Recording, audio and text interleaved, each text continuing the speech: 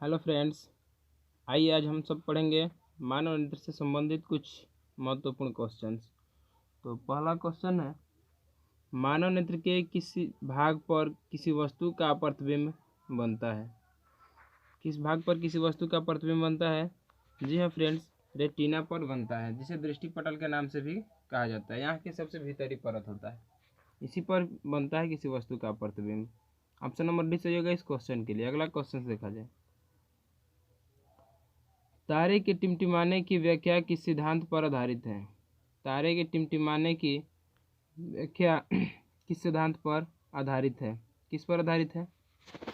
अपवर्तन के सिद्धांत पर आधारित है तारे के टिमटिमाने की व्याख्या। ऑप्शन नंबर ए सही होगा इस क्वेश्चन के लिए। अगला क्वेश्चन देखा जाए,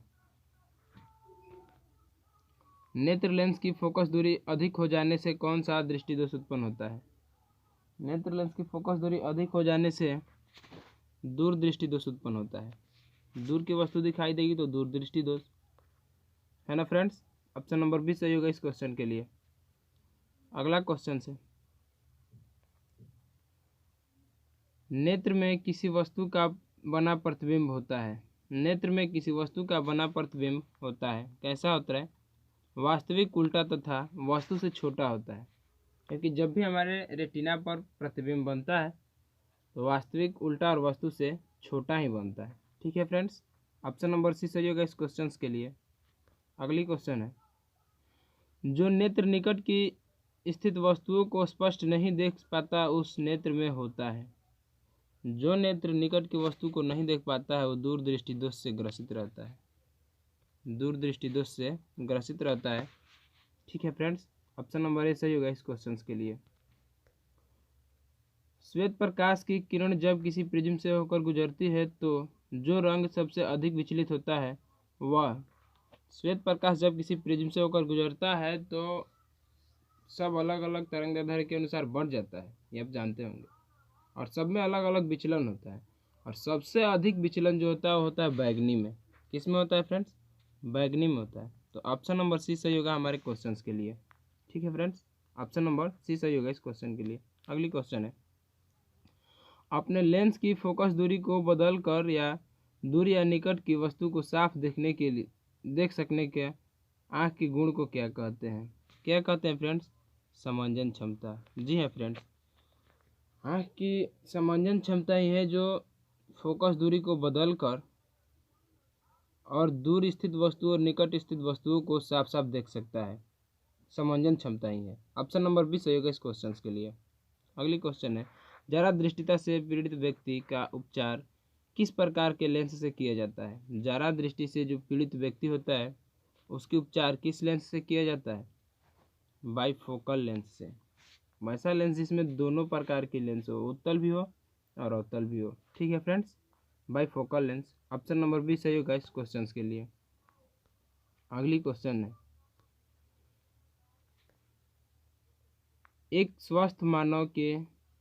स्वस्थ मानव नेत्र के लिए निकट तथा दूर बिंदु क्रमशः होता है।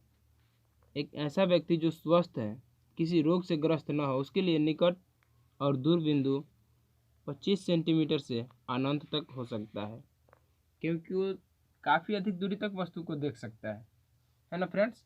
तो ऑप्शन नंबर डी सही होगा इस क्वेश्चन के लिए। अगली क्वेश्चन है, विभिन्न दूरियों पर की वस्तुओं के प्रतिबिंब को फोकस करने के लिए आँख के लेंस की फोकस दूरी परिवर्तित होती है। किसके द्वारा होती है फ्रेंड्स?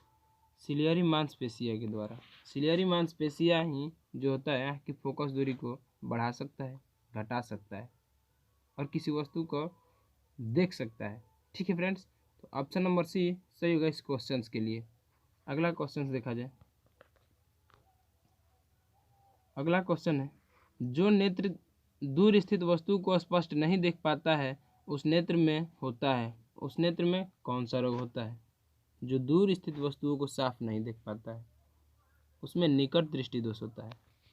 उसमें निकट दृष्टि दोष होता है। ऑप्शन नंबर बी सही होगा आपके क्वेश्चन के लिए। अगला क्वेश्चन देखा जाए, किस दृष्टि दोष में किसी वस्तु का प्रतिबिंब रेटिना के आगे बनता है? जब किसी वस्तु का प्रतिबिंब रेटिना के आगे बने तो बिना सोचे आपको बोल देना है कि वो निकट दृष्टि दोष। कौन है? निकट दृष्टि दोष है। ऑप्शन नंबर ए सही होगा इस क्वेश्चन के लिए। ठीक है फ्रेंड्स, निकट दृष्टि दोष, इसमें किसी भी वस्तु का प्रतिबिंब रेटिना के आगे बनता है, और यदि पीछे बन जाता तो दूर दृष्टि दोष हो जाता है, लेकिन बन रहा है कहाँ? आगे। ठीक है फ्रेंड्स, अगला क्वेश्चन देखा जाए। अगली क्वेश्चन है, नेत्र की समंजन क्षमता कम हो जाने से उत्पन्न होता है। नेत्र की समंजन क्षमता कम हो जाने से क्या उत्पन्न होता है? जी हाँ फ्रेंड्स, जरा दृष्टि दोष जो होता है यही उत्पन्न होता है। कब? जब नेत्र की समंजन क्षमता घट जाती है तब। ऑप्शन नंबर सी सही होगा इस क्वेश्चन के लिए। अगली क्वेश्चन देखा जाए। चंद्रमा पर खड़े अंतरिक्ष यात्री को आकाश प्रतीत होता है। चंद्रमा पर खड़ा अंतरिक्ष यात्री को आकाश काला दिखाई पड़ता है, क्योंकि प्रकाश का जो परिवर्तन होता है टकराने के बाद ऊपर जा ही नहीं पाता है। ठीक है फ्रेंड, तो उसे काला दिखाई पड़ता है। ठीक है ना। अगला क्वेश्चन देखा जाए। श्वेत रंग कितने रंगों के मेल से बना है? श्वेत रंग कितने रंगों के मेल से बना है? 7 रंगों के मेल से। बैजान यह पिनाला इसका फॉर्मूला होता है, आप यहाँ से देख सकते हैं। ऑप्शन नंबर डी सही होगा इस क्वेश्चन के लिए।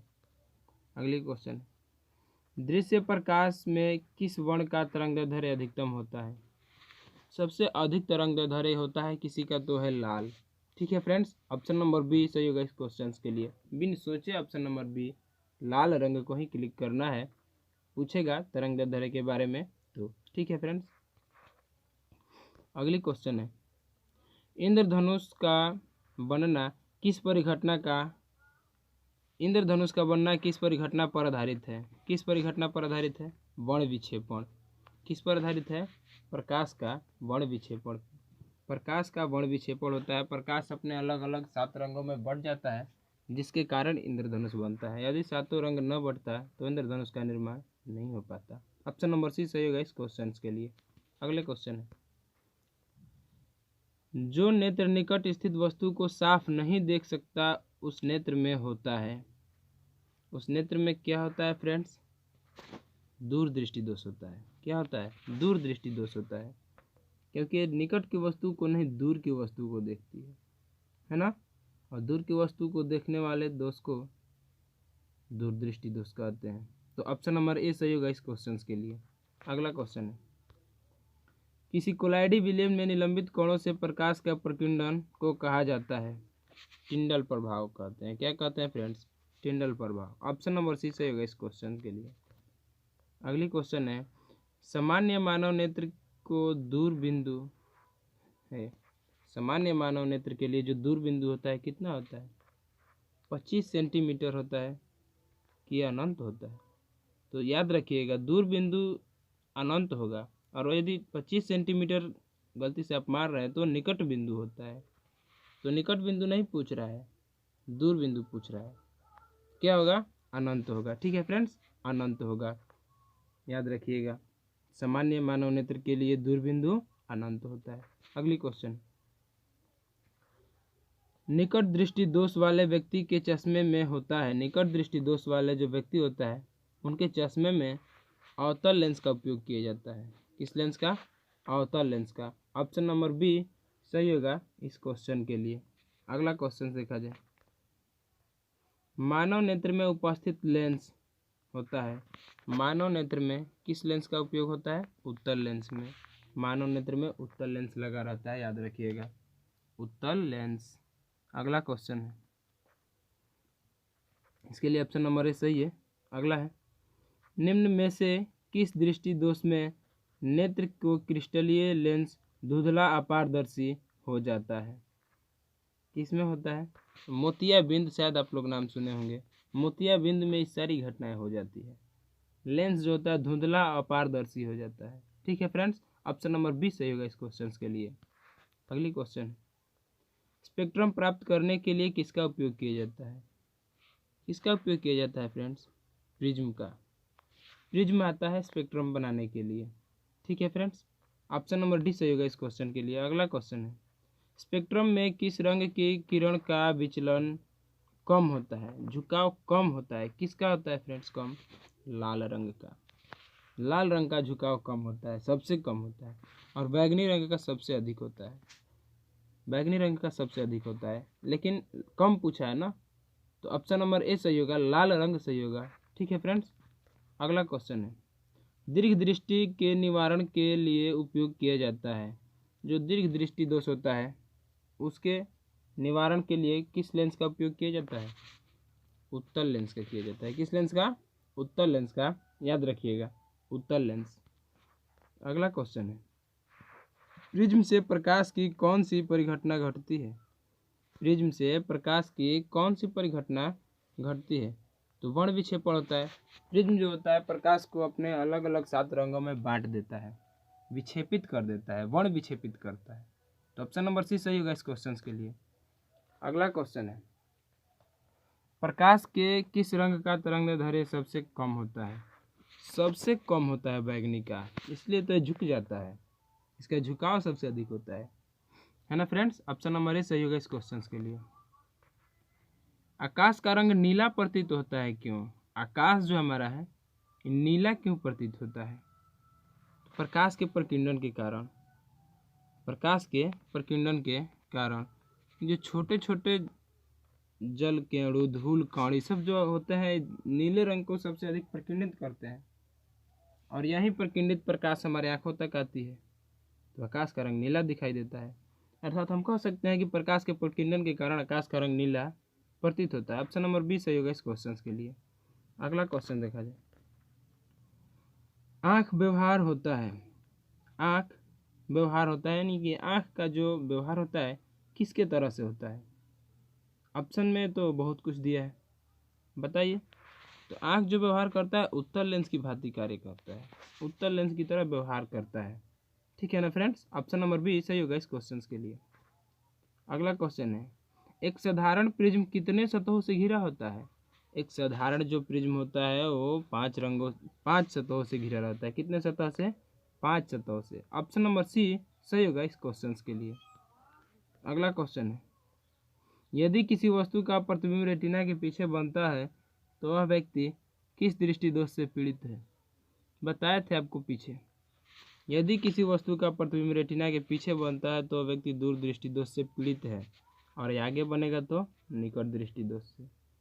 ठीक है फ्रेंड्स, आगे बनेगा तो निकट दृष्टि दोष से। अगली क्वेश्चन देखा जाए, इसके लिए ऑप्शन नंबर ए सही होगा। अगला क्वेश्चन है, किसी माध्यम में छोटे छोटे कण के निलंबन को कहा जाता है। किसी माध्यम में छोटे छोटे कण के निलंबन को क्या कहा जाता है? कोलाइड कहा जाता है, कोलाइड। ठीक है फ्रेंड्स, और इसी कोलाइड से जब प्रकाश का प्रकीर्णन होता है तो उसे टिंडल प्रभाव कहा जाता है, याद रखिएगा। और इस क्वेश्चन के लिए ऑप्शन नंबर ए सही होगा, कोलाइड। ठीक है फ्रेंड्स, कोलाइड। अगली क्वेश्चन है, नेत्र गोलक का व्यास लगभग होता है, कितना होता है फ्रेंड्स? 2.3 सेंटीमीटर। 2.3 सेंटीमीटर होता है हमारे नेत्र गोलक का व्यास, याद रखिएगा। नेत्र गोलक का व्यास कितना होता है? लगभग 2.3 सेंटीमीटर। अगला क्वेश्चन है, विद्युत सिग्नल को उत्पन्न करता है कौन? कौन है जो विद्युत सिग्नल को उत्पन्न करता है? प्रकाश सुग्राही। प्रकाश सुग्राही जो होता है विद्युत सिग्नल को उत्पन्न करता है, और यहाँ से जाता है हमारे मस्तिष्क के पास सूचना, और तब हम किसी वस्तु को देख सकते हैं। तो ऑप्शन नंबर बी सही होगा इस क्वेश्चन के लिए।